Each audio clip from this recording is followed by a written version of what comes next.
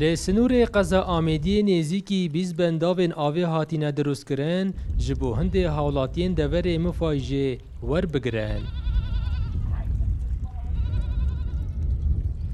لی جبر کو اوان بنداوان مفاین خواه بوینه حولاتی دخوازن زیدتر بهن دروست کرن. سیاسته کلام مفوی خویه نسبت زراعتی و نسبت سیاحی بوده ورامه هر دو استفاده ام جد بینیم بو زراعتی جی ومع الاسف يعني اف بورون وبافر بورونا بلش وعلاش يعني ساده نوينا تشكرن زيف زوتيت كيم المنطقه ما عندي هابن استفاده دي جيبين فون بافر بورونو دي شتر مثلا منطقه ما زراعتي جي بيشكويت وسياحه دي بيشكويت يهبونو وسطو قالكو باشه بو همي منطقه هر سده که وقت علاقه تشيب كان دي كان العلماء قالك علم استفاده لدين والسياحه بو زراعه بو هر تشتكي هبيت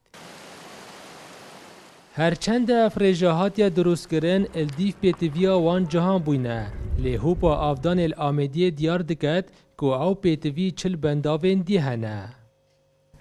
جمارا سکرن آفدان هاتینا چکرن قضا آمدیه تانو که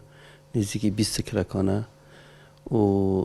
اوید ما بردست هین کشفتان هاتینا چکرن و درست کرن تخمیر کرن تقریبا ما 500 دیت هین و ام پیتویت نزدیکی 40 دکی دینه بو تختیا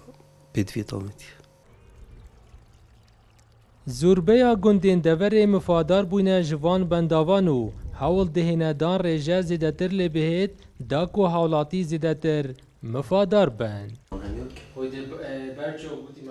دلدار عارف کرسات نیوز دوره آمیدیه.